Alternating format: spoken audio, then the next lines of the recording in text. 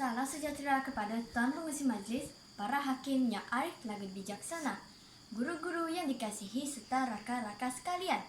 Tajuk cerita yang akan saya sampaikan pada hari ini ialah kisah si pemotong kayu. Pada zaman dahulu, di dalam sebuah kampung tinggal sepasang suami isteri. Mereka berdua hidup di dalam kemiskinan. Si suami bernama Ladin, manakala isterinya pula bernama Lijah. Setiap hari, Ladin terpaksa bangun awal pergi ke hutan mencari kayu api. Ladin ingin mencari seberapa banyak kayu api untuk dijual.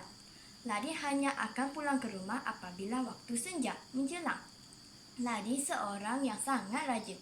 Dia tidak pernah mengeluh atau mengadu kepenatan kepada isterinya. Berlainan pula dengan Lijah. Dia mempunyai sikap yang buruk. Lijah merupakan seorang isteri yang pemalas. Masanya banyak dihabiskan dengan bertandang ke rumah-rumah jiran sambil berbuah kosong. Lijah amat suka menceritakan tentang semua perkara yang disampaikan oleh suaminya kepada jiran-jirannya. Janganlah awak suka menceritakan semua perkara kepada jiran-jiran kita. Cubalah awak berubah sikap. Saya bimbang suatu hari nanti awak akan menyesal, kata Ladin kepada isterinya. Jangan awak nak menasihati saya, balas Lijah dengan mukanya yang masam. Begitulah nasib yang harus diterima oleh Ladin. Sudahlah terhidupnya sikap miskin, malahnya bertambah kerana mempunyai seorang isteri yang degil dan suka membantah kata-katanya. Ladin rehat menerima ketentuan Tuhan. Pada satu hari, semasa Ladin dalam perjalanan pulang ke rumah, dia merasa letih. Tekaknya juga merasa sangat dahaga. Baik aku minum air sungai itu, lagipun hari masih terang. Alangkah gembira, kata Ladin sendirian. Ladin minum dan membasuh seluruh mukanya dengan air sungai itu. Alangkah gembira dan bahagia hidupku jika aku menjadi seorang yang kaya raya, kata Ladin sendirian. Tiba-tiba Ladin terlihat satu merupai sebuah peti. Dia bercakap, apakah bendanya itu? Bersinar-sinar apabila terkena pancaran cahaya matahari, kata Ladin kehairan. Tanpa membuang masa, Ladin segera terjun ke dalam sungai itu dan menarik peti tersebut. Wah, peti ini mengandungi wang, emas, intan, dan permata. Aku sudah menjadi orang yang kaya raya, jerit Ladin dengan sungguh gembira. Ladin berlari pulang ke rumah.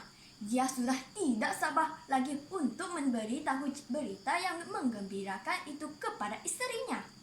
Sudah pasti isterinya juga akan berasa amat senang hati kerana mereka tidak lagi miskin.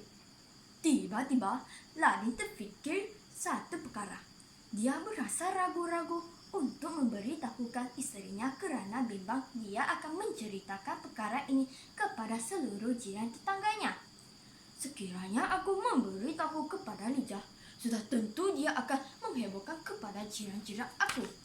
Lebih baik aku fikirkan perjalanan penyelesaian, fikir Ladin. Setelah berfikir dengan mendalam, Ladin membuat satu keputusan. Dia menanam peti yang mengandungi wang, emas, intan, dan permata di bawah sebatang pokok. Sebaik sahaja Ladin selesai menanam peti tersebut, dia pun bergegas pulang ke rumahnya. Ladin langsung tidak memberitahu kepada Lijah tentang peti berisi wang, emas, intan, dan permata yang dijumpainya itu. Pada keesokan harinya, Lijah merasa amat heran melihat sikap suaminya. Mengapakah awak tidak ke hutan mencari kayu api? Tanya Lijah kepada Ladin.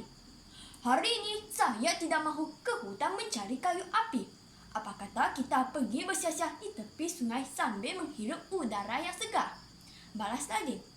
Kalau begitulah, baiklah saya akan sediakan bekalan itu untuk dibawa bersama, kata Lijah dengan gembiranya. Mereka berdua berbual-bual sehingga tiba di tepi anak sungai.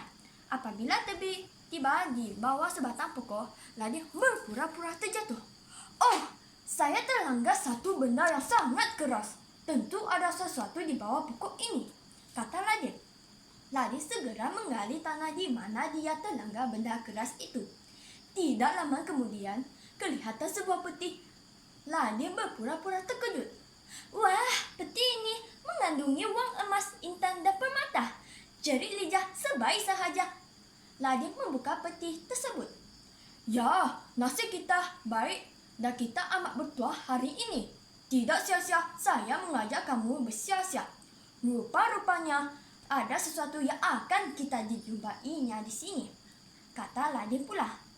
Lekas kita bawa peti ini pulang ke rumah. Saya harap awak tidak menceritakan kepada sesiapapun, kata Ladin lagi. Lijah hanya mengangguk-anggukkan kepalanya tanda setuju dengan kata suaminya. Mereka berdua berjalan pulang dengan membawa peti yang berisi harta. Pada keesokan harinya, Lijah pun menceritakan tentang kejadian itu kepada seluruh jiran tetangganya. Mereka semua merasa sangat tergajah dan ingin melihat sendiri harta yang diceritakan. Mana ada, bila pula masanya kita menjumpai peti berisi harta, kata Ladin berpura-pura dan bingung. Tentu awak bermimpi di siang hari, Lijah. Jika betul kita berjumpa dengan peti berisi uang emas, intan, dan permata, sudah tentu hidup kita tidak lagi miskin begini, kata Ladin lagi. Seluruh jiran tetangga merasa amat marah kerana telah ditipu oleh Lijah. Mereka juga sudah tidak mempercayai kata-kata Lijah lagi. Akhirnya, Lijah mulai sedar dan insaf dengan kesilapannya.